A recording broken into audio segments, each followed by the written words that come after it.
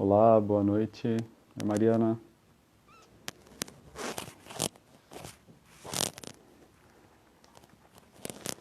Boa noite a todos e a todas. Estou iniciando mais uma live. Boa noite, Thaís. Boa noite, Maurício. Boa noite, Marcela. Boa noite, Cauê. Conectar a Marcela. Alguns segundinhos e a gente já inicia a live. Oi, Marcela. Oi, Boa noite. boa noite, tudo bem? Tudo bem? E você? Tudo certo? Tudo bem, tudo certo. Tá me ouvindo bem? Você tá me ouvindo? Sim, sim. Consigo te ouvir bem. Deixa eu só reposicionar aqui. O pessoal tá. O microfone tá rastejando na blusa, acho que é na minha então, né? Deixa eu ver se eu vou fechar É, o aqui. meu tá bem longe aqui. Acho que é o meu, aqui tem um zíper aqui, acho que ele tava raspando.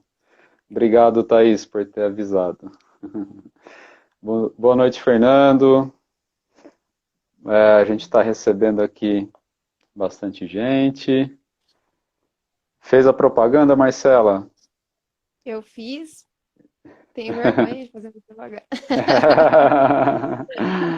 Muito bem, muito bem. Bom, aposto que vai ter muitos dos seus amigos, amigas, né? Seus colegas vão estar Já deixa um presentes oi pra aqui. todo mundo aí.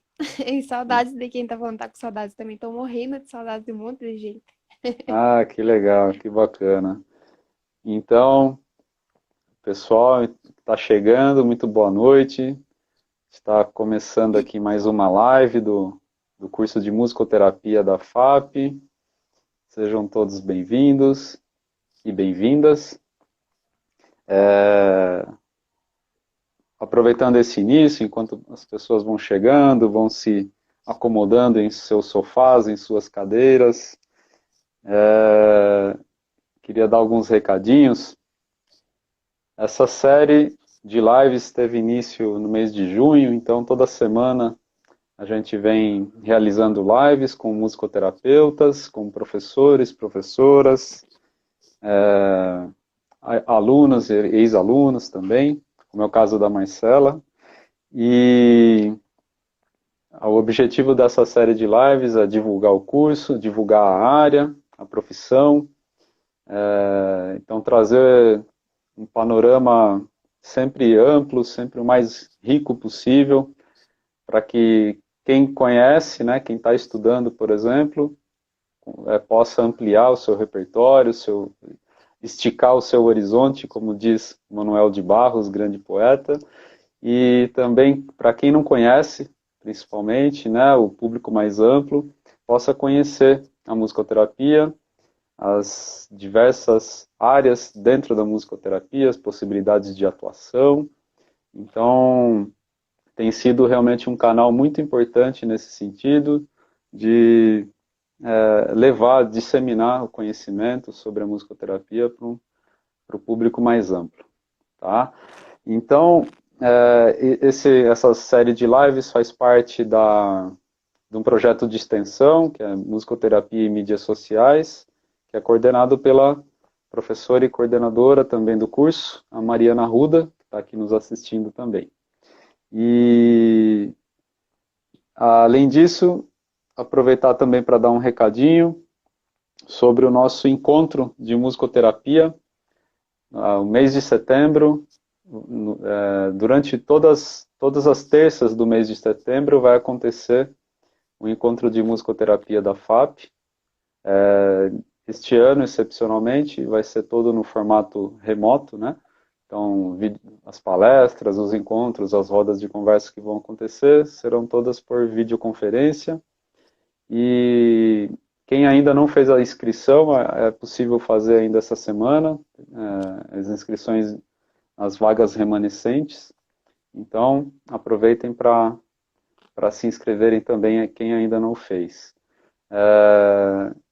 Outro recado importante Bom, aí a partir então da semana que vem a gente vai interromper essa série de lives aqui do Instagram por conta do encontro de musicoterapia e a gente retorna em outubro.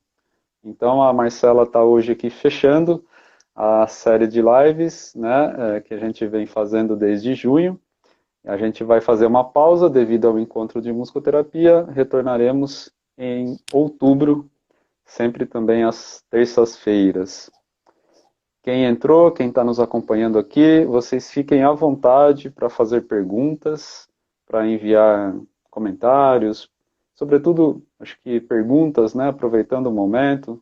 Estamos conversando com uma musicoterapeuta, e então para quem tem dúvida, eu estou vendo aqui que tem vários alunos e alunas do primeiro ano, né?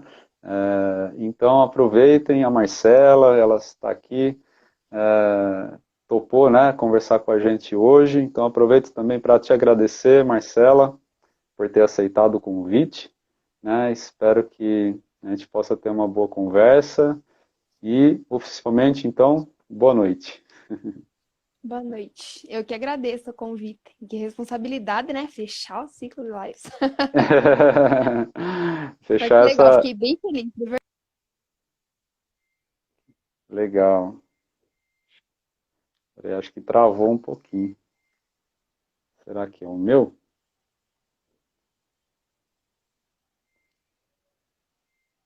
A tela da Marcela está travada para mim. Será que. Como é que vocês estão vendo? Tá, Agora eu vou. voltou. Voltou. Beleza. É normal, isso pode acontecer a qualquer momento, né? Ou a minha, ou a sua, enfim. Já é uma rotina da pandemia, né? A gente, nas lives, sempre está sujeito às instabilidades de conexão. Muito bem.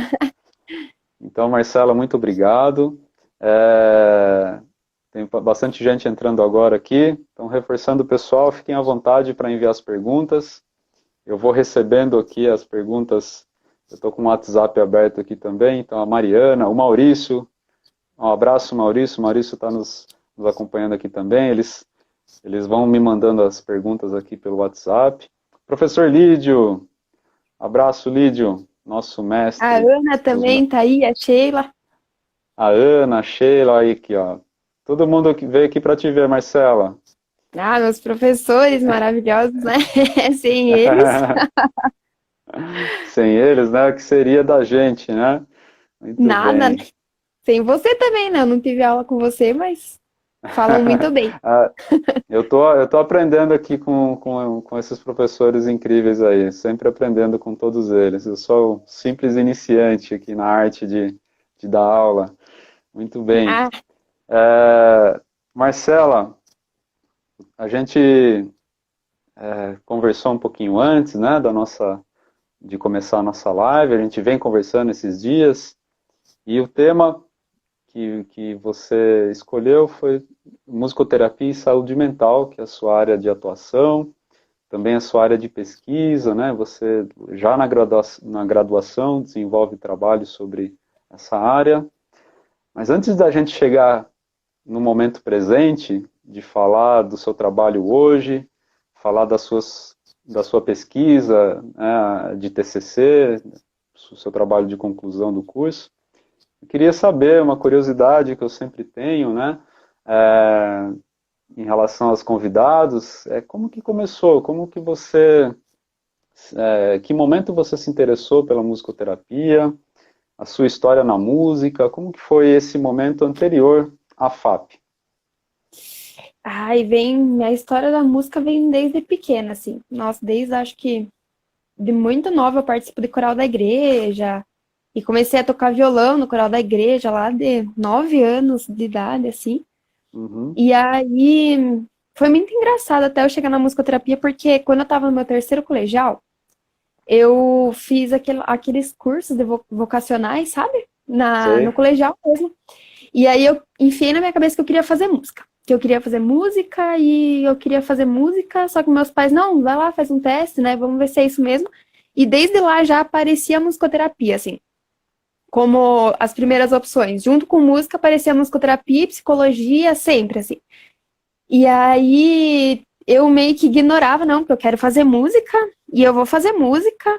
E, enfim, né? Daí eu fui, fiz conservatório em Piracicaba, que é minha cidade natal, um tempo, depois eu fui Piracicaba?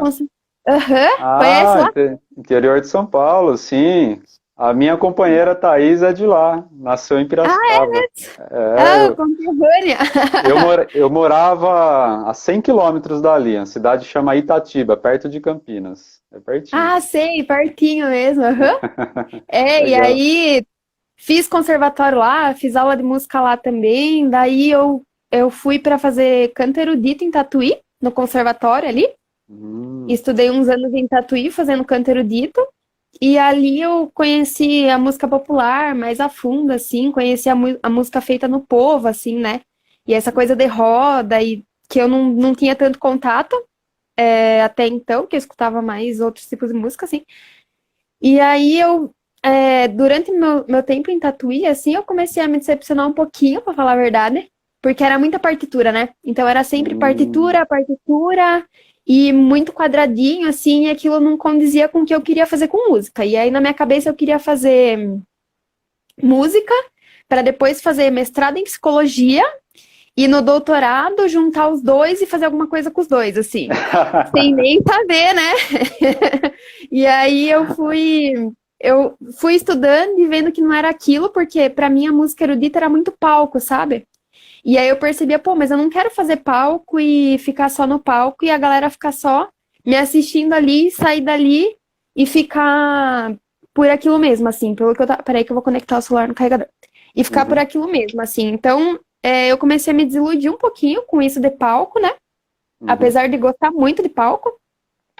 Daí eu fui procurar o que eu podia fazer para além do palco, assim. E aí foi que eu descobri a musicoterapia. Aí descobri de novo, né? Que ela já estava aparecendo na minha vida fazia um pouquinho de tempo.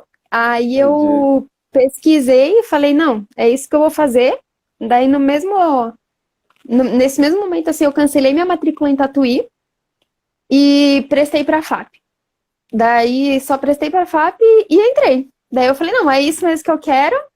E é isso que eu vou fazer, porque daí eu comecei a ler, né, a descrição do curso, o que as pessoas falavam, Uhum. e eu falei, não, é isso que eu quero fazer, porque eu quero mexer com a música, mas de uma forma que transforme, de certa forma, a realidade das pessoas para além do que a gente faz quando a gente é músico de palco, assim, né? Que a gente canta, a gente se diverte, a gente diverte as pessoas, mas eu queria mexer com a parte social, assim, eu sempre tive uma quedinha pela parte social, e Uhum. sempre quis fazer coisas em conjunto com as pessoas, né? Eu não gostava muito dessa coisa de vou me apresentar, as pessoas me assistem e as pessoas aplaudem. Eu queria fazer junto, eu queria fazer música em grupo, eu queria fazer. Quando eu tocava, eu toco muito samba hoje em dia, né? E eu gosto de fazer na roda, assim, na mesa, e as pessoas cantando junto, e quem quer entra e toca, quem quer canta junto, quem quer dança, sabe? E na Uhum. musicoterapia eu encontrei muito isso, assim. Daí eu descobri que, na verdade, sempre foi a musicoterapia, muito além da música. Apesar de nós trabalhar com música desde meus, nem sei quanto tempo, assim.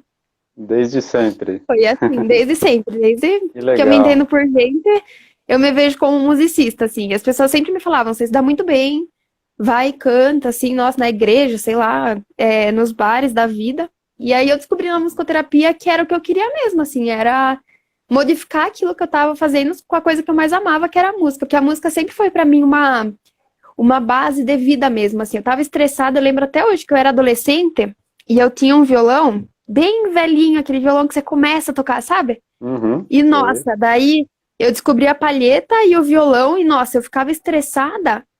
Nossa, perguntar pra minha mãe, ela vai contar a mesma história, assim. Eu ficava estressada, me trancava no quarto e tocava durante horas. Meu violão era até raspadinho, assim. Eu chegava até a quebrar a palheta, porque adolescente, né? Aquela Aquela coisa energia, toda. né? Aquela... E aí, aquele hormônio à flor da pele, eu chegava a destroçar o violão e aí eu saía bem. Eu tocava o violão, saía bem. Daí já não precisava mais brigar com ninguém. Muito bem, muito bem. Que bom, né? Que bom que você canalizava isso no instrumento, que a música já te acompanhava para você gastar essa energia, pôr as coisas para fora, né? Muito bom. Aham, exatamente. Que legal. Eu tô lembrando aqui, há 15 dias a gente fez uma live com a Júlia Aham. Medeiros, né? E ela falou uma coisa também muito parecida, além de ter começado muito cedo, assim como você está falando, é, ela também fez um teste vocacional na escola e foi o que apareceu lá, musicoterapia, né? Que ela também, ela nunca tinha ouvido falar dessa área, né? Mas juntou duas coisas que ela amava muito, que era a música e também ela tinha afinidade com a psicologia, né? Então, interessante isso. Esses testes vocacionais realmente são importantes, né? Para algumas pessoas Então, são bem decisivos mesmo. Que legal. E olha aqui, ó, comentário da sua ex-orientadora, ó, presentão para musicoterapia ter você, Marcela. Essa é a Andressa ai, comentando. Andressa, eu não sabia que o Instagram era dela. Um beijo. É, veredas.musicoterapia. Muito bem. Minha inspiração, uma das minhas grandes inspirações. Desde antes de conhecer ela, inclusive. Que legal, que legal. Bom, aí você entrou na FAP, chegou aqui em Curitiba. Você, então, nessa fase ainda não morava em Curitiba. Você veio morar aqui quando entrou na FAP. É Isso, vim isso? pra fazer musicoterapia mesmo. Aham, até então eu Le- tava lá em Piracicaba. Legal. E como que foi essa fase inicial da sua graduação? Você já nesses primeiros anos de graduação começou a descobrir alguns caminhos, algumas afinidades com determinadas áreas dentro da musicoterapia? Como foi esse período inicial? Foi, eu cheguei, na verdade, eu cheguei aqui já pensando em trabalhar com saúde mental, assim. Eu lembro que Hum, na nossa primeira matéria com a Patrícia era pra gente inventar um projeto de pesquisa, porque ela ia falar sobre como a gente pensava em projeto, como a gente pensava em pesquisa para fazer durante a faculdade, né? E meu uhum, primeiro invenção de projeto foi com criança que já era diagnosticada com esquizofrenia. Então, desde lá, eu já queria uhum, fazer saúde mental. E aí, o Lázaro, eu acho que ele tá aí, inclusive, ele me indicou para entrar no LabFeno, que é um laboratório de fenomenologia da Federal, que também estudava saúde mental. Então, desde ali, apesar de fazer estágio em várias áreas, assim, desde meu primeiro ano, eu já quis trabalhar uhum, com saúde mental porque sempre me fascinou, sabe? Sempre gostei muito de olhar as pessoas num todo, assim, né? A gente fala no biopsico sócio-espiritual, né? uhum, Porque daí eu gostava de olhar no todo, assim, não gostava de olhar para uma coisinha só ou para uma doença, nunca gostei de pensar na patologização, então eu já entrei pensando em trabalhar com saúde mental, e aí eu conheci várias áreas que hoje em dia eu adoro, só que eu sempre gostei mais da saúde mental e pretendo continuar por um bom tempo, assim. que legal, que bacana. E como que foram os seus estágios, né? Você falou que fez os estágios, a partir do terceiro ano, né? Vocês começam os estágios aqui na FAP. Como que foram os seus estágios aqui? Eu comecei, meu primeiro estágio foi no CAENT, né? Que é o centro de atendimento ali da FAP. E a Uhum, maioria, eu atendi, e foi muito legal porque eu atendi meu primeiro ano. Geralmente a gente atende TEA, né? Ali na FAP, a maior demanda é TEA, né? E uhum, quando eu atendi com a minha dupla, que era a Tainá, minha amiga, a gente atendeu mais neurotípico, assim, do que TEA.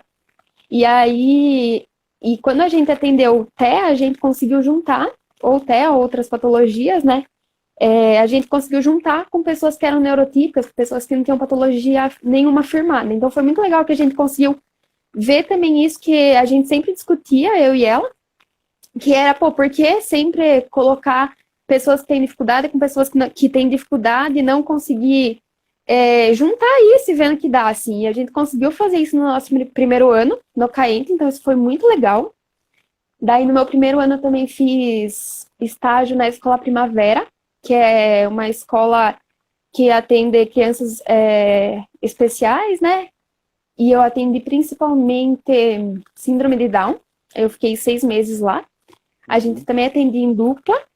E foi muito legal conhecer isso, assim, porque me ajudou a olhar para as pessoas no tempo delas, assim, sabe? Eu sempre fui muito agitada. Sempre, ai, não, vamos fazer, vamos fazer. E talvez por isso que eu preferia neurotípico também no Caente, né? Porque era no mesmo ritmo que eu, assim. Quando eu cheguei na escola primavera, eu precisei dar uma parada, assim. E isso me ajudou muito, porque, não, vamos fazer música no tempo deles. E para quem é músico ou musicista, né? Chega na musicoterapia, tem essa dificuldade de, putz, vou parar de olhar a música pela estética, né? E vou começar a olhar a música pelo que o participante ele consegue trazer, né? E para mim isso foi o mais difícil desde o primeiro ano, assim, parar de olhar a música, putz, tem que estar afinadinho, tem que estar no tempo certo, tem que estar todo mundo junto, para não, vamos ter a experiência sonora que a gente tem aqui e vamos trabalhar com essa experiência, não com o produto final, né? Porque o produto final nem Uhum, sempre é o mais interessante, né? A não ser que uhum, você tenha como objetivo ter um produto final na musicoterapia, né? E aí, nossa, a Escola Primavera me ajudou muito com isso, porque nada dali era estética, nada era sobre estética. Tudo era sobre a experiência em si. E aí, foi aí que eu me toquei, putz, é isso que todos os professores falam durante os 2 primeiros anos, que música em musicoterapia não é a música que a gente aprende no palco, não é a música que a gente aprende desde criança lá a tocar, é a uhum. música que o participante traz junto com você, assim. Foi aí que eu consegui aprender muito sobre experiência sonora e o que realmente significava. E isso foi muito legal na Escola Primavera. Eles me ensinaram demais isso, assim. Foi demais. Que Depois eu legal. fui para um lar de idosos. Se você quiser, pode ir me cortando, tá? Que eu falo Tá. bastante. Ah, eu achei interessante isso que você falou, porque é uma mudança de chave importante, né? Para quem vem de uma experiência, uma formação de instrumentista ou de cantor, cantora, né? Sim. A formação do conservatório, em que a gente acha que quando a gente está nesse universo, está imerso nele, a gente tende a pensar que música é só isso, né? Então é você preparar um repertório para uma performance num palco, né? Então, e é isso. E mesmo quando você se torna um professor, uma professora, o que você vai fazer? Vai ensaiar os seus alunos para uma performance no palco, né? É sempre essa chave que a gente opera, que a gente trabalha. Sim. Aí, Uhum. quando vem para a musicoterapia, como você está dizendo, né, você precisa virar essa chave.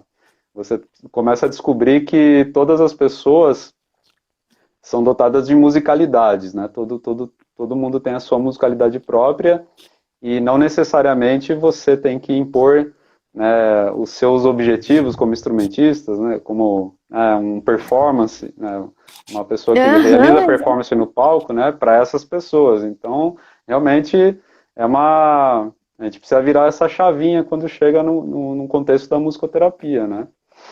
sim, até porque a gente não tá ali, como eu falei, né? Se o objetivo musicoterapêutico não for é, conseguir encaixar tudo no lugar, porque também tem essas, às vezes o participante precisa dessa organização toda e Uhum, conseguir terminar uma música como apresentação, né?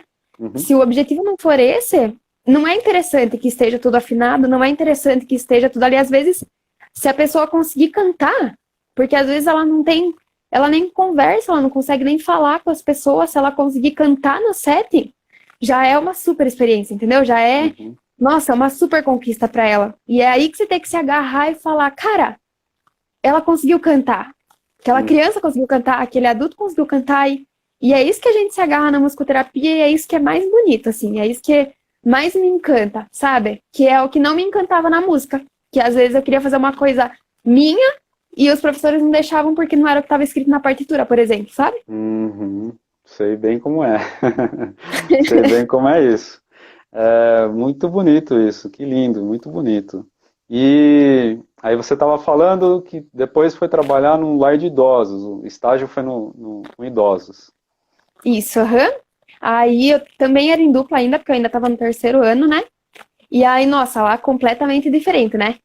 Completamente diferente. Tinha muitos idosos e idosas é, com demência, que a gente fala, né? Apesar de não gostar muito dessa palavra. Muitos que esqueciam, muitos que repetiam várias coisas e é, às vezes aconteceu já de, tipo, a gente tinha acabado de cantar uma música, por exemplo, e aí, então tá aí, que música a gente vai cantar de novo? Daí uma senhora levantou a mão, por que a gente não canta aquela assim? E repetiu a mesma música que a gente tinha acabado de cantar, e aí a gente cantava de novo, e todo mundo ficava super feliz, e enfim. E lá foi muito legal, porque eu sempre gostei de idoso, assim, sempre tive muita relação com pessoas idosas, de onde eu venho, eu tenho muito contato com pessoas idosas, né? Eu venho de uma colônia, de um bairro ali que tem muita gente idosa. E eu sempre, minha mãe fala que eu tenho mais amigo velhinho do que amigo novo, assim. Porque eu sempre gostei de conversar, sempre gostei de trocar experiência, assim. E aí lá foi muito legal, porque elas trouxeram muita coisa pra gente que a gente não esperava também, sabe? Nossa, a gente levava instrumento, elas não conseguiam carregar, daí a gente criou instrumento novo, a gente fez várias coisas para conseguir. Ter esse manejo assim, sabe? Não consegue carregar um instrumento, às vezes porque tem preguiça, às vezes porque não se acha capaz, então a gente fazia outras coisas e construía junto com o grupo, assim, possibilidades novas, sabe? E criava essas possibilidades com elas, e isso era muito incrível. Acho que no Lar de Idosos o que mais marcou foi isso, assim, a gente fazia muita música, muita agitação e tocava, e elas cantavam e trazia muita coisa da memória, assim, que achavam que não podiam, sabe? Então essa emancipação, esse empoderamento, assim, era muito legal no Lar de Idosos, porque como era um lar que eles ficavam ali, né, eles moravam ali, não era só de passagem, eles moravam, então muitos deles nem viam a família, sabe? Muitos deles estavam lá quase no fim da vida, assim, e nem sabiam dos filhos e nem se lembravam que era uma tristeza muito grande, era um sofrimento bem importante que elas e eles tinham, né? Só que a gente conseguia ver um fundinho de esperança, assim, quando a gente tava com a musicoterapia, né? Porque um bom exemplo, no Lar de Idosos também, tem vários exemplos, tá? Eu contando várias histórias que eu vou me lembrando, assim. É que quando a gente chegou, eu e a Fer, que era minha dupla, quando a gente chegou no Lar de Idosos, elas ficavam, onde a gente atendia, era na mesma sala que elas assistiam televisão. Então, nossa, foi uma super resistência quando a gente chegou, porque, nossa, vai desligar nossa televisão? Pra quê? Por que vai tirar nossa televisão? O que é tão importante que vai tirar nossa televisão, né? E aí depois a gente criou um ritual, assim, com idoso é muito importante criar rituais, né?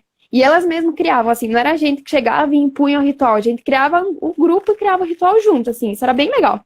E aí a gente chegava tocando uma música que do Olídio fez com um grupo dele, inclusive, que é Cheguei, cheguei, cheguei pra te alegrar. Meu canto é rei, todo mundo vem pra cá cantar.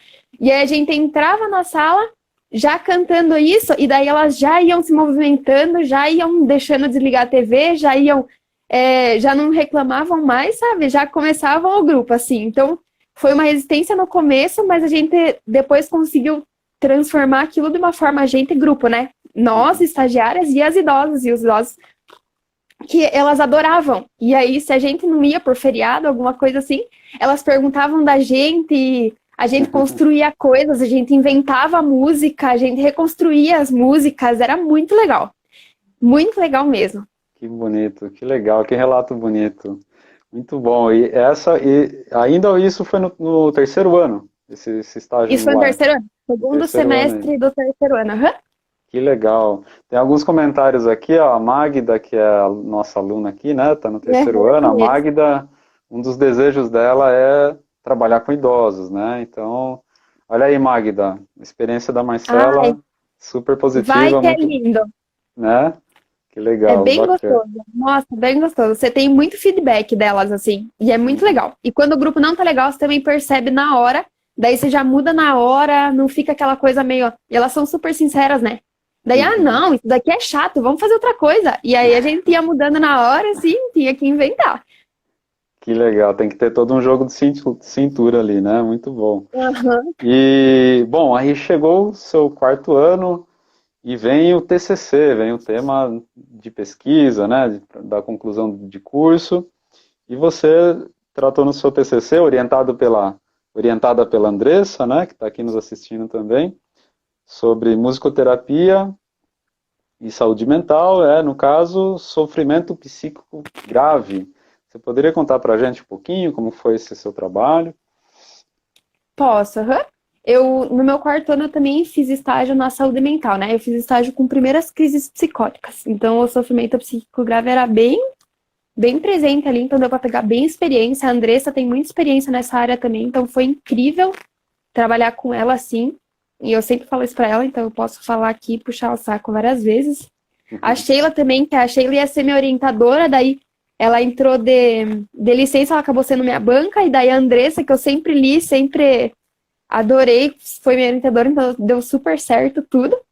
E aí a gente resolveu trabalhar vindo dessa mesma ideia desde o meu primeiro ano lá, que eu já queria modificar as coisas, assim, né? Eu já queria fazer revolução, já queria chegar e não sei, assim, é muito de mim, assim, chegar e, putz, não, vocês estão errados em falar que os loucos são loucos, vocês estão errados em falar que os velhos são inúteis, vocês estão errados em falar essas coisas, assim, sabe? Porque não são, todo mundo tem o seu valor, assim, e eu sempre quis trabalhar com saúde mental por causa disso, que nem eu falei, né? Porque todo mundo tem o seu quezinho ali, muitas pessoas não conseguem enxergar quando a gente fala de estereótipo, né?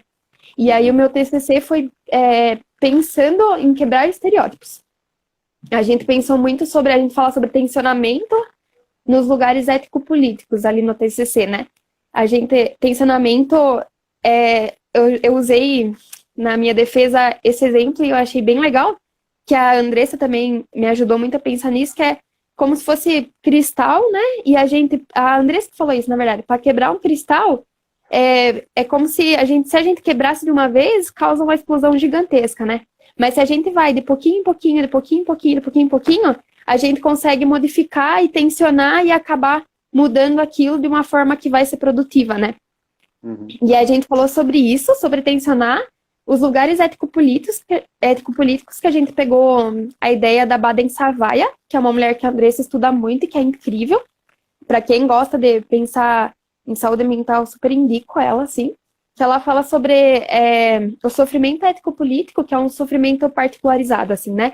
Então, por exemplo, as pessoas que são internadas em instituições, por exemplo, elas têm um sofrimento ético-político ali porque elas estão no mesmo lugar e elas sofrem coisas parecidas. Então, não é um sofrimento só de uma pessoa ou de outra, é um sofrimento de todo mundo que está ali, né? A gente pode pegar, por exemplo, o sofrimento das mulheres por serem mulheres. Eu não sofro porque sou eu, Marcela. Eu sofro porque eu nasci mulher numa sociedade que objetifica a mulher, por exemplo. Então, é um sofrimento ético-político nesse sentido, sabe? Sim. E isso com todas as camadas mais desfavorecidas da sociedade, né? Se a gente pensar em índio, se a gente pensar em negro, qualquer grupo que a gente pensa que tem um sofrimento ali, por ser grupo, é um sofrimento ético-político, né? E aí, quando a gente falou no TCC sobre o lugar ético-político, a gente pensou nisso. Só que como a gente estava falando de um lugar em que se coloca na sociedade, né? Tipo, a pessoa que tem esquizofrenia, sei lá, ela tá num lugar ali que é estigmatizado. Desde sempre, a doença mental, a saúde mental foi estigmatizada, né? Uhum. E aí, tanto que vieram os manicômios, tanto que ficavam internados e eram excluídos pela sociedade, tipo, não, ninguém pode ver, vamos colocar ali onde ninguém pode ver, porque ninguém pode saber que existe, né? Sim. E aí, pensando nisso, pode falar. Não, essas pessoas elas foram destituídas da sua humanidade, né? Então, se a gente pensar alguns séculos atrás, até os meados do século XX, né?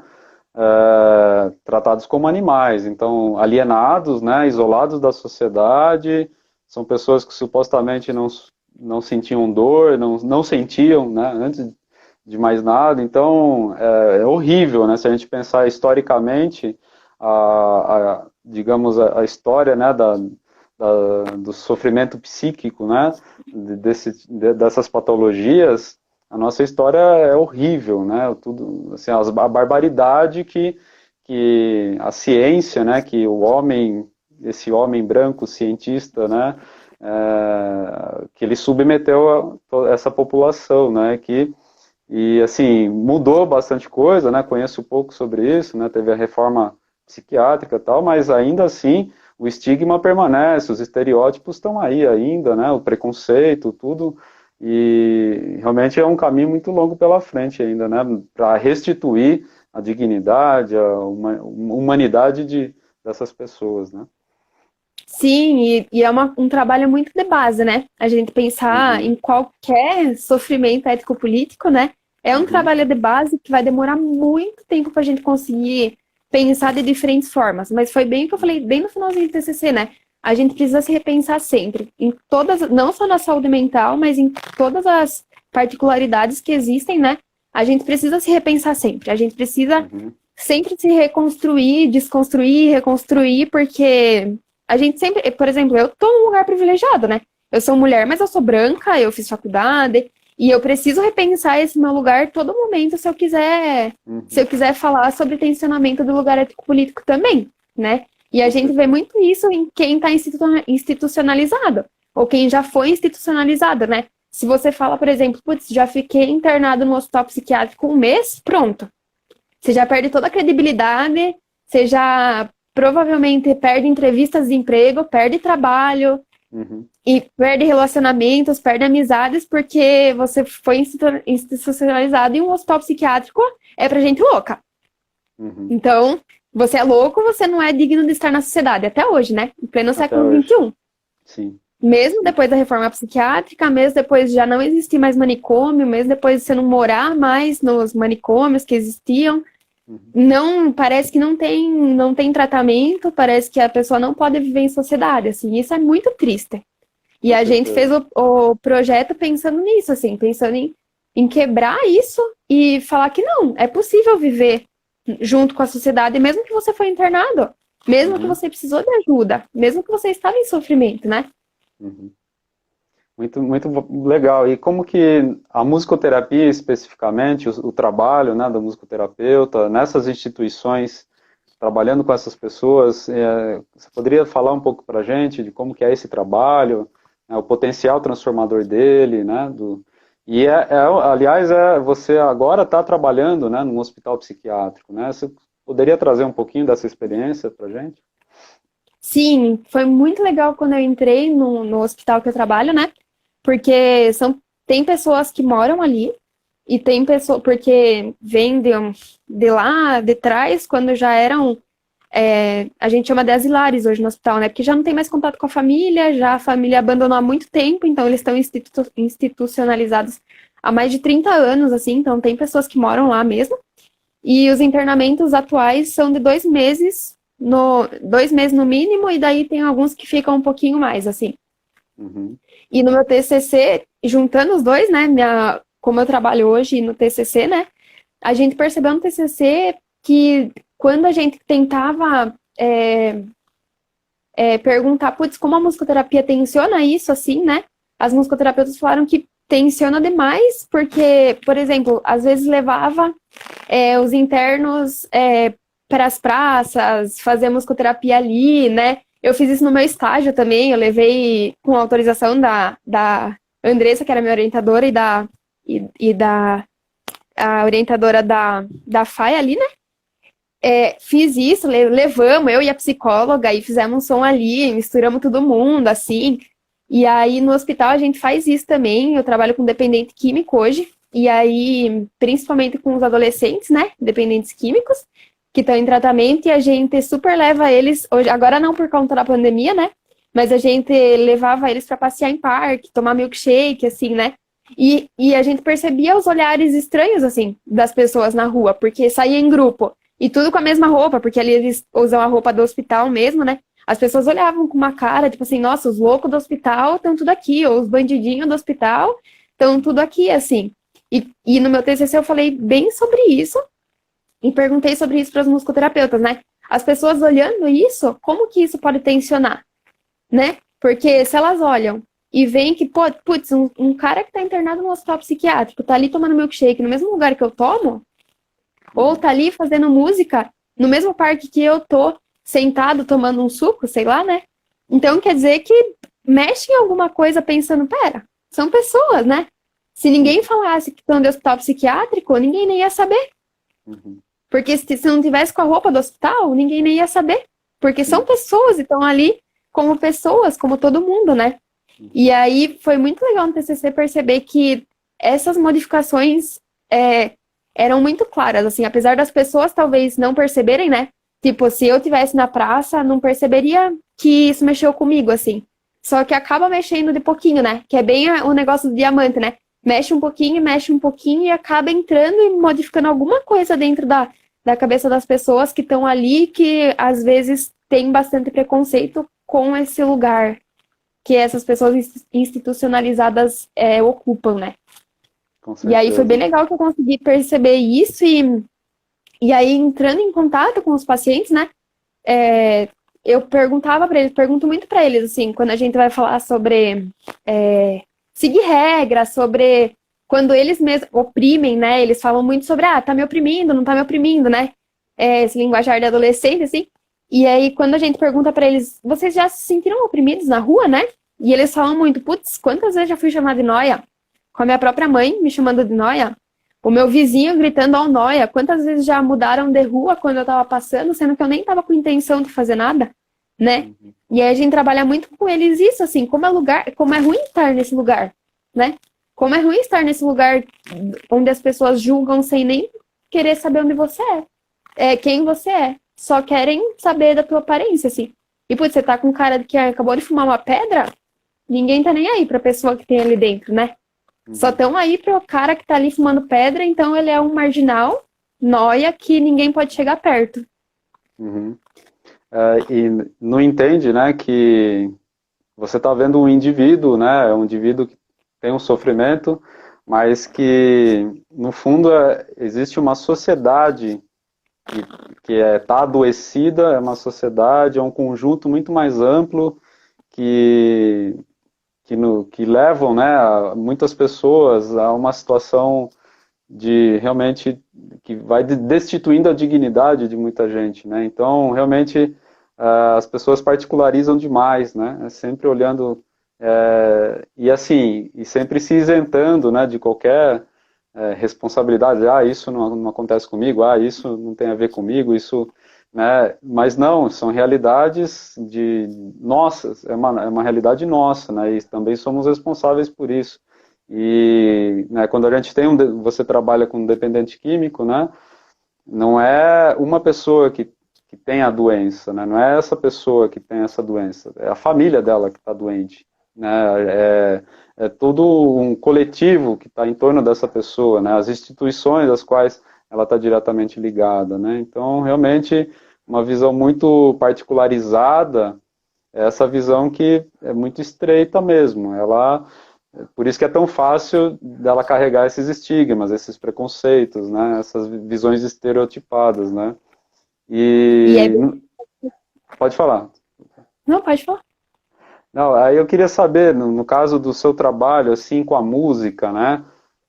Como que, no seu contexto de trabalho, como que você vê esse potencial transformador da música, as respostas, as interações nas suas vivências ali no dia a dia? Como que tem sido isso? Eu vou pegar um pouquinho do gancho que você falou que eu achei bem importante ali sobre, cara, que é nosso, assim, né? Lá no hospital a gente atende só leito do SUS. É tudo SUS.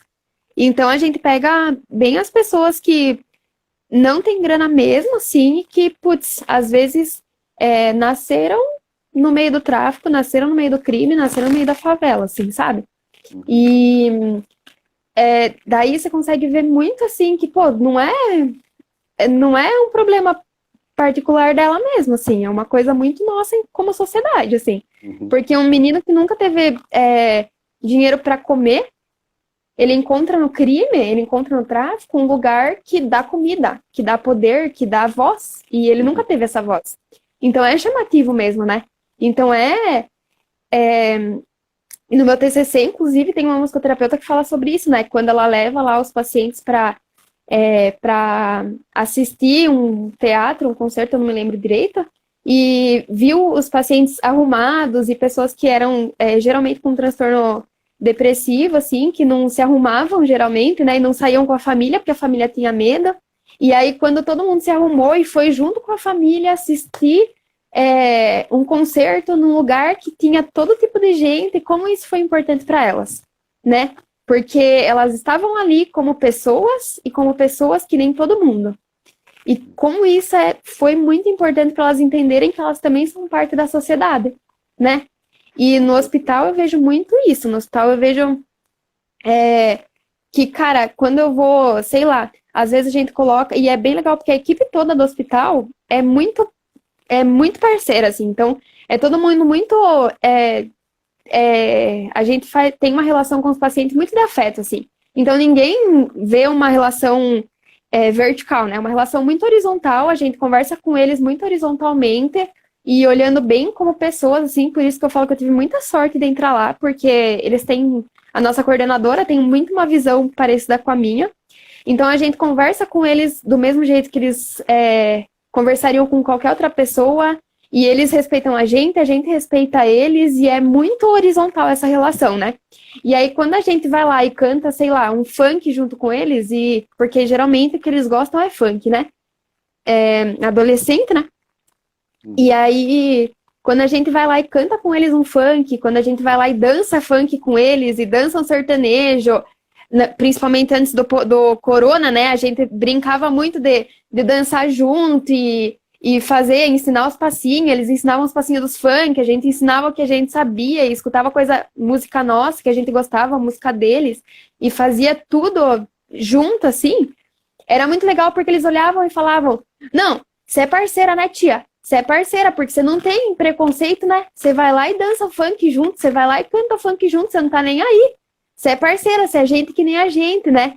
Cara, quando eles falaram isso a primeira vez, você é gente que nem a gente, eu fiquei pensando, cara, como que é marginalizado só pelo conteúdo musical, né? Só porque escuto funk, então eu sou uma pessoa inferior. E não!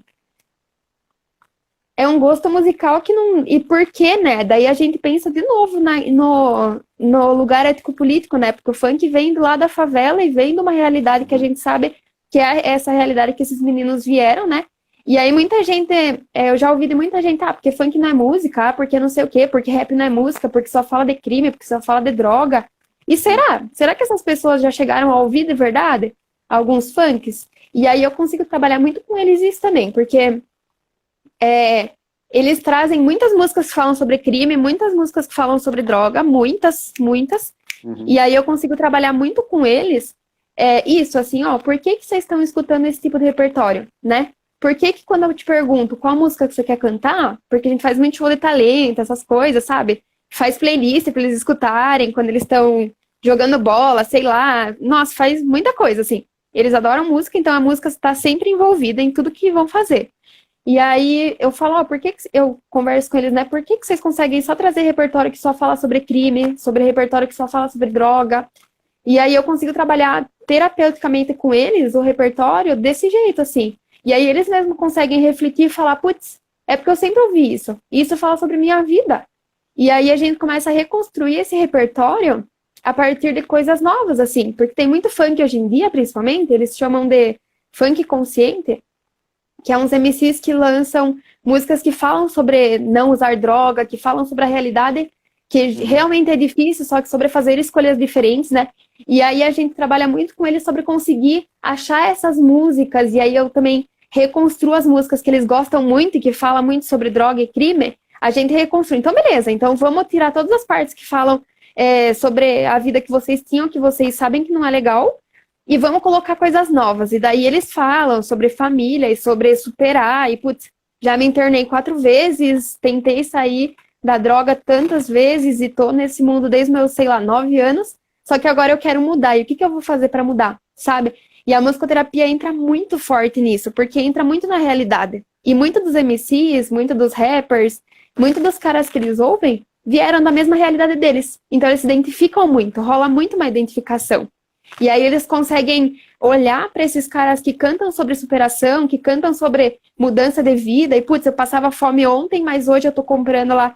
Eles falam muito de moto e carro lá, eu não entendo muito de marca de carro, mas eles falam muito disso nas músicas. Eles veem uma possibilidade, sabe? E como são 2 meses de tratamento, a gente tem que trabalhar bem rápido, né? Não é um processo terapêutico super longo, que a gente consegue bem devagarzinho. Então, a gente pega e faz umas coisas bem pontuais, e que mexem muito com a estrutura deles, assim. E com a música é muito disso, né? Por exemplo, eles ouvem muito Racionais, que falam muito sobre a realidade também, só que falam sobre possibilidades de mudança. Eles ouvem muito um cara que chama Tiagão, que é um rapper daqui do Paraná, né? Que era traficante, era do crime, não sei o quê, e depois virou um rapper gospel lá, um MC gospel, e canta muito sobre, putz, eu tava lá, tava cheirando, tava fumando crack. Depois que eu encontrei, depois que eu percebi tudo que aconteceu com a minha vida, eu consegui mudar e agora tá ali fazendo sucesso com músicas que não falam sobre isso, né? Então representa muito para eles. Que legal. Nossa, que relato bonito isso. E ao recriar essas músicas, eles também são colocados num lugar de criadores, de, assim, eles estão exercitando a sua criatividade no sentido artístico e assim, de alguma forma a música também está ampliando o horizonte de cada um deles, né? Porque Sim, uhum. não é só aquilo, né? Ele não é só um ouvinte que recebe um conteúdo, né? E muitas vezes realmente o universo daquele conteúdo que ele recebe é muito estreito, mas ao recriar, ao abrir os ouvidos, né, para outras experiências, ele vai começar a ver outros exemplos, ele vai ter outras referências e ele, né, acho que acima de tudo, começa a se ver como um ator, como um sujeito, né, dessa transformação começa por ele mesmo, né. Isso é muito legal, porque você está trazendo ali nesse trabalho algo que é da realidade dessas pessoas, né, com as quais eles se identificam, como você mesma disse, e também fico pensando, um detalhe, né, eu sou um apreciador de rap, eu gosto de rap desde a minha juventude, assim, e eu fico pensando hoje, até conversando com alguns amigos que pesquisam música popular, o quanto esses julgamentos aparentemente de gosto, né, das pessoas que falam mal do funk, falam mal do rap, o quanto nesses juízos de gosto estão embebidos de racismo, né, estão embebidos de uma coisa muito mais estrutural, muito mais grave, que permeia a nossa história, faz do nosso país essa coisa horrível que ele né, em termos de desigualdade, né, o quanto que essas pessoas direcionam nesse discursinho esfarrapado de que funk não é música, de que rap não é música, o quanto que é um discurso que exala, emana um racismo, né, cruel. E assim, pensando nessa realidade, né, de um jovem dependente químico que já está na 4ª internação, o que a gente, né, se não tem um racismo estrutural nesse contexto, se ele não é uma das vítimas, o que é então? Né? Então, com certeza, acho que ampliando esse repertório e trazendo a música nesse contexto, né, eu acho que é uma possibilidade realmente de ter uma potência transformadora muito grande, né, um trabalho muito bonito, muito legal, Marcelo, que legal. E é muito potente mesmo, assim, porque traz a realidade deles, que estão ali, e ao mesmo tempo, eu não consigo entender, assim, como é que alguém pode falar que o rap e o funk não são saudáveis, por exemplo, sendo que eu vejo todos os dias na minha realidade o rap e o funk trazendo esperança de vida. Porque muitos dos adolescentes que eu atendo, por exemplo, estão ameaçados ali fora, sabe? Ou estavam se colocando tanto em risco por tanta droga que usavam, que se não fossem internados, a internação foi tipo a última medida para eles poderem continuar vivendo. E aí, toda vez que eu ouço isso, assim, tipo, funk não é música, rap não é música, não sei o que não é música, me sobe o sangue. Eu falo, cara, sobre o que você tá falando, né? E de acordo com que base que você tá falando. Porque com certeza é de acordo com a base racista, e eu já fui essa pessoa também que odiava o funk, eu já fui a pessoa que falava que o funk era bem ruim e que não sei o que, e tive muito que aprender, e tô aprendendo todos os dias, assim, todos os dias eu aprendo um pouco mais, assim, sabe? E cada vez eu vejo que é uma potência transformadora gigantesca, não tem o que falar. Não tem o que falar. E abre muitos campos, né? Porque hoje em dia a gente vê o funk misturando com vários outros estilos musicais, o rap misturando com vários outros estilos musicais e se abrindo de uma forma muito bonita, né? E aí, só que aí me traz uma outra reflexão que é muito ruim também sobre lugares estigmatizados, assim, né? Que a partir do momento que tem gente branca cantando rap, tem gente branca cantando funk, daí começa a ficar legal, né? Assim como foi com o samba, assim como foi com o blues, com o jazz, com o rock. E aí, até onde a gente vai parar, né? E volta lá no tema do TCC, que falava que a gente precisa repensar isso e a gente precisa repensar nossa posição de sociedade. Porque se a gente continuar reforçando isso e continuar olhando para estilos musicais, já falando da musicoterapia, da música, né? Só quando tem gente branca fazendo, então a gente não tá valorizando realmente de onde vem esse tipo de música, né? E pra gente valorizar de onde vem esse tipo de música, a gente tem que olhar para a realidade dessas pessoas. E é isso que eu aprendo muito no hospital todos os dias, assim. Quando eu entro ali, cada história que eu ouço, eu falo, puta merda. E daí, quando eles relacionam a música com a vida deles, assim, ó, eu faço um grupo com eles que eles têm direito a escolher a música que eles quiserem ver e o clipe que eles quiserem assistir, assim. Todo mundo tem pelo menos direito a escolher de uma música, assim, cada paciente. E aí eles falam, nossa, Marcela, escuta essa música que você vai ver que é a história da minha vida. E aí vários começam a chorar, ou vários, tipo, começam, puta, essa daí você pegou lá no fundo, Piai, não sei o quê. E, tipo, cara, você vê como que realmente é muito Ótimo, significativo. que legal, que bacana. Pensando no termo que você usou no seu TCC, você falou aqui também, né, dos tensionamentos dos lugares étnico-políticos, né? O rap, o funk, né? É impressionante como eles tensionam alguns lugares, né? Alguns discursos, né? O professor Lídio comentou aqui, você também, aconteceu isso com o samba lá atrás, que era confinado ao morro, né? Era perseguido pela polícia, e a gente sabe que essa perseguição era uma perseguição do branco contra o negro, né? Era ainda uma forma de reexistência de uma estrutura racista e hoje, infelizmente, ela ainda está aí, né? Essa perseguição, esses estigmas, esse preconceito, a marginalização dessas pessoas, né? Enfim, que trabalho bonito e que potência transformadora do seu trabalho, Marcela. Muito legal. Obrigada. E obrigado por trazer isso, compartilhar isso com a gente. Eu fico muito feliz de estar aprendendo aqui com você tudo isso, né? Eu já estou pensando em algumas ideias aqui. Meu campo de pesquisa é música popular, né?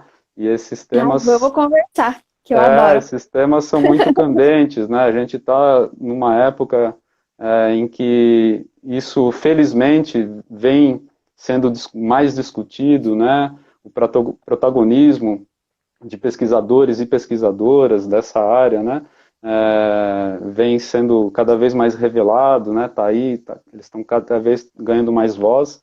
Então, acho que vem convergir muito com o que você está trazendo aqui, nessa experiência da musicoterapia também, né? Nesse contexto. Então, infelizmente, nosso tempo está muito curto, estamos acabando aqui. Queria te agradecer imensamente, Marcela, por ter compartilhado tudo isso com a gente. Creio, já tem alguns comentários super bacanas aqui, ó, muito aprendizado na live de hoje, a Thaís comentou, a Magda, viva os musicoterapeutas com esta visão, orgulho total, sua ex-orientadora, quanto aprendizado hoje, muito bom. Marcela, muito obrigado. Pessoal que acompanhou a gente, muito obrigado também. Semana que vem, então, mês de setembro, não teremos live. Teremos todo mês de setembro dedicado ao encontro de musicoterapia, que vai acontecer toda terça-feira, na modalidade remota. Então, acompanhe a programação do encontro. Deixa eu ver mais algum recadinho. Professora Rosemiriam, ó, sua referência lá no TCC, também comentando aqui. Muito, que conversa E a Rose bonita, é a base parabéns. do que eu trabalho, na verdade, que é a musicoterapia social comunitária, né? Um beijo para Uhum, todos os professores, de verdade, para todo mundo que está aqui, mas os professores que me construíram dessa forma, assim. Obrigada mesmo, para que todo mundo. legal. Que bom, né, tá podendo compartilhar isso aqui com eles também, né? E a Uhum. gente a gente está todo mundo afastado um do outro, mas a tecnologia está aqui para nos aproximar de alguma forma. Então, muito obrigado. A Magda, vai improvisar com a escala, Magda? Isso, amanhã tem aula, então Eu tô vamos fora. estudar para a aula de amanhã. É isso, muito obrigado, Marcela, mais uma vez. Espero que a gente Obrigada, possa professor. conversar numa oportunidade futura de novo, quem sabe numa live, numa palestra, né? Foi muito bacana a live de hoje. Gente, muito obrigado a todos, boa noite e continue acompanhando o nosso perfil da musicoterapia no Instagram. Se vocês têm colegas, amigos, familiares, indica a gente, né? Passem a seguir, tem um conteúdo muito bacana sendo compartilhado aqui diariamente. E é isso. Nos vemos numa próxima. Até mais. Tchau, Marcela. Boa noite. Beijo, tchau, tchau. Tchau, tchau.